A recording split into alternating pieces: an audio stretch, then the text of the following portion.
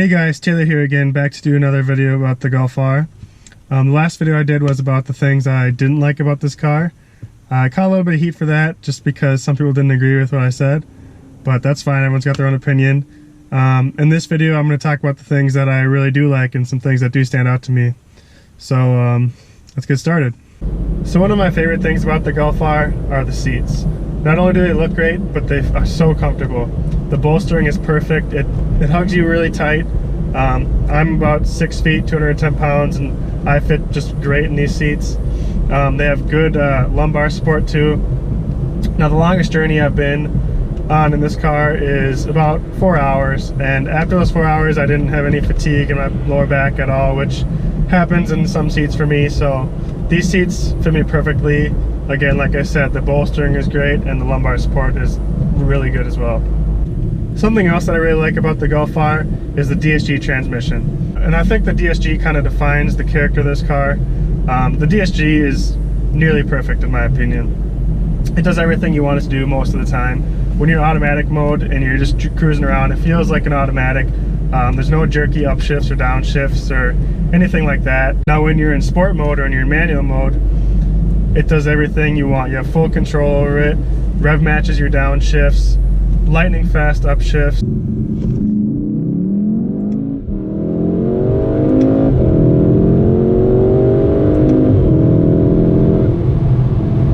And you get those little DSG farts too, which I personally kind of like. Some people don't, I know, but I'm a pretty big fan.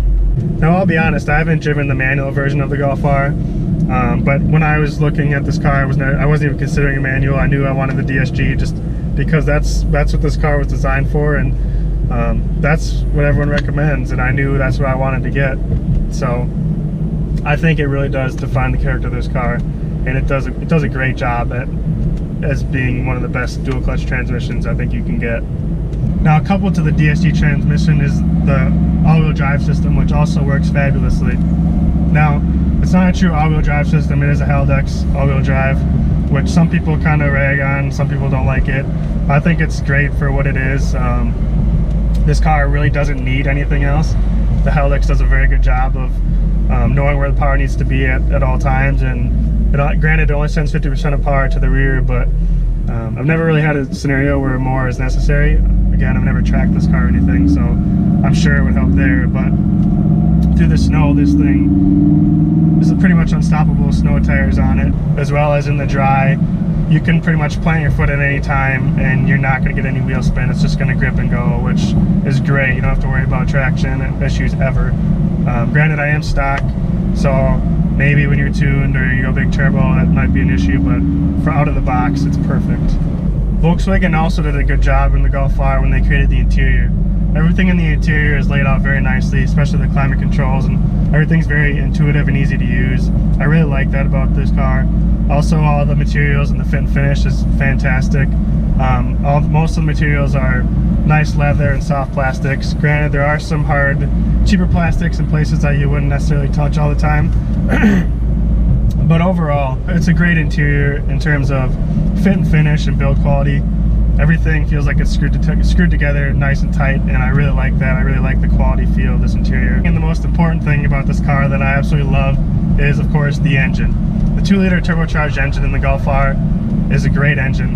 It has good torque, good power at 292 horsepower stock and 280 pound-feet of torque. That torque kicks in pretty low in the RPMs.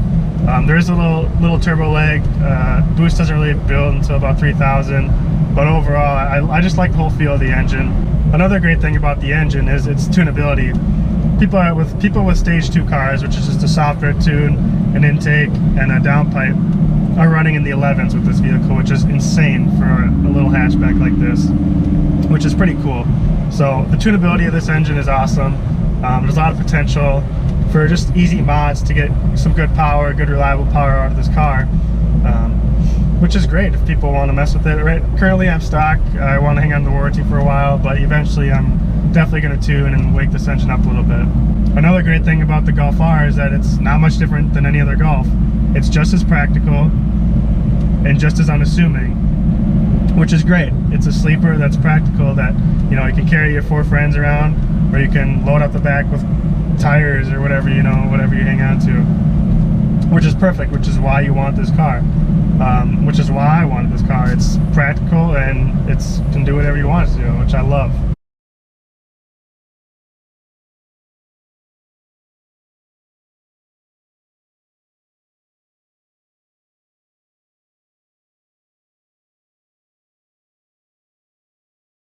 Well guys, I tried to keep that list pretty short. There's a lot to love about this car. I really do like almost everything about this car, so those are just the top things that I thought I should mention. A lot of them have been mentioned before, obviously.